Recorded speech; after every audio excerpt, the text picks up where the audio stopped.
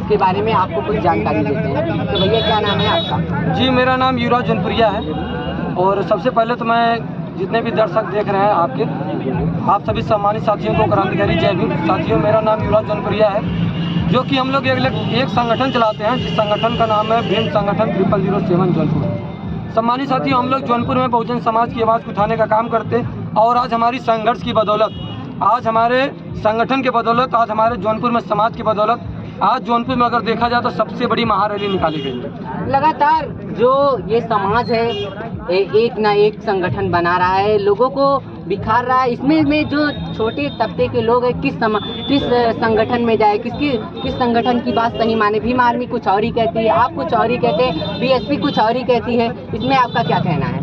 मेरा कहना ये है, संगठन बनाना पार्टी बनाना है। आर्टिकल 19 कहता है कि आप बना सकते हैं कोई भी संगठन, कोई भी पार्टी।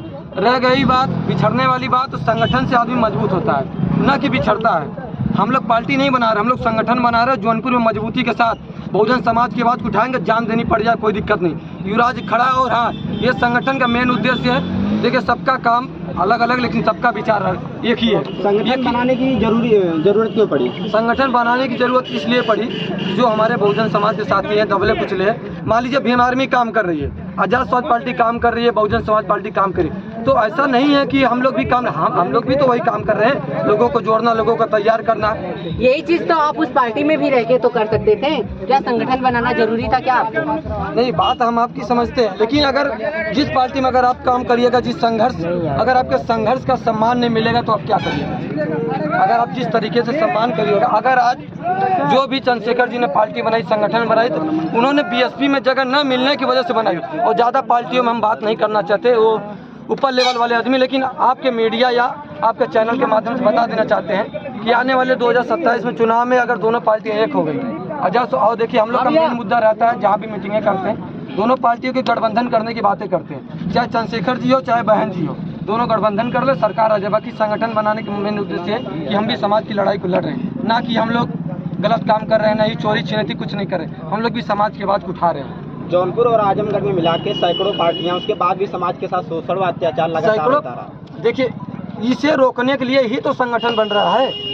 अगर आप देख लीजिए, 3 से 4 महीना हुआ संगठन बना, फिर भी हम लोग हर जगह पहुंचते हैं, अपने विचारों को रखते हैं, तो लोग हमारे विचारों को समझ रहे हैं और संगठन में धीरे धीरे जुड़ रहे हैं और जुड़ेंगे मजबूती के साथ। और जब तक संगठन में नहीं जुड़ेंगे, हम लोग मजबूती के साथ आवाज़ नहीं उठा सकते। इसके पहले उन्होंने जो चंद्रशेखर रावण थे उनके विचारों के मान रहे थे, और ऐसे तमाम संगठन हैं उस सब के विचारों को मान रहे थे। ऐसे जो लोग हैं, किन किन लोगों का विचारों को सही माने? आप कह रहे हैं हमारे विचारों को सही मान के जुड़ रहे हैं। नहीं, सबका विचार ठीक है, बहन जी का भी विचार ठीक है, चंद्रशेखर जी का विचार ठीक है, और हमारे संगठन का। और देख लीजिए, आजमगढ़ में एक और संगठन चलता है 50-62, और हमारे धनुष भैया, बड़े भैया, वो भी मजबूती के साथ आवाज़ उठाते हैं। तो हम लोग, ऐसा नहीं है कि हम लोग चुनावी या कुछ पार्टी बना रहे हैं, हम लोग ज़मीन से जुड़े हुए इंसान हैं। और आप देख ही सकते हैं, ज़मीन से हम लोग उठ करके और यहाँ तक पहुँचे हैं। और हमारे जौनपुर के जितने भी साथी हैं लगातार संघर्ष कर रहे हैं और सपोर्ट कर रहे हैं। अगर यही मन में अगर उनके रहते तो आज वो अपने भाई को सपोर्ट नहीं करते। अब शिक्षा को लेकर आपका क्या उद्देश्य? शिक्षा को लेकर मेन उद्देश्य है, शिक्षा बाबा साहब ने कहा था,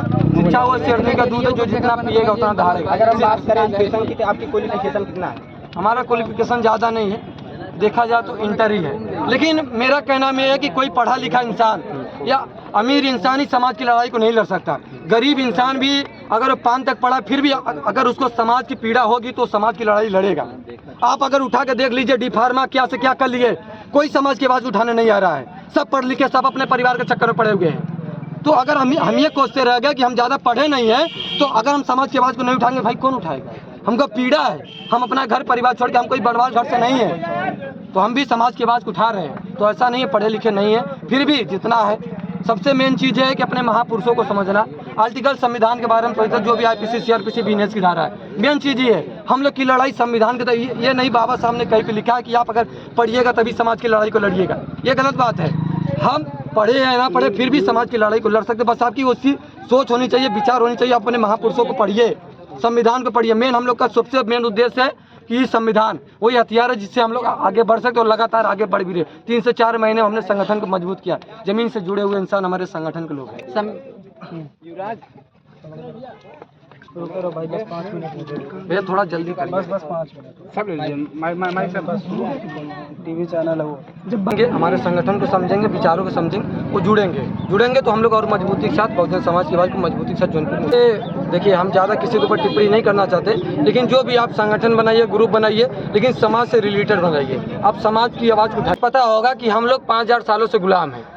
5000 सालों से हमारी जो भी हम लोग दलित हैं और 5000 सालों से हम लोग प्रताड़ित किए जा रहे हैं, तो हम लोग 75-76 साल में सुधार नहीं सकते।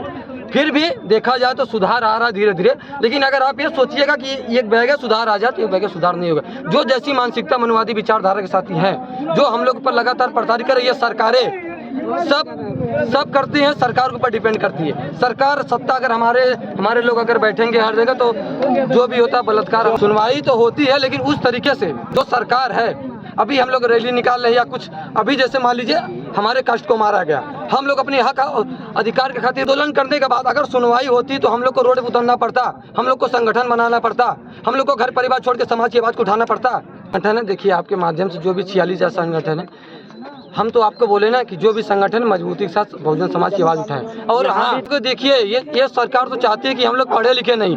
जब हम लोग पढ़ लिख लेंगे तो सत्ता और सरकार से सवाल करेंगे, उसके पास जवाब नहीं होगा। तो संविधान अधिकार देता कहानी बोलेंगे हम, लेकिन आप उठा के देख लीजिए ना, जो साथी आवाज़ उठा रहा उसकी आवाज़ को दबाया जा रहा है।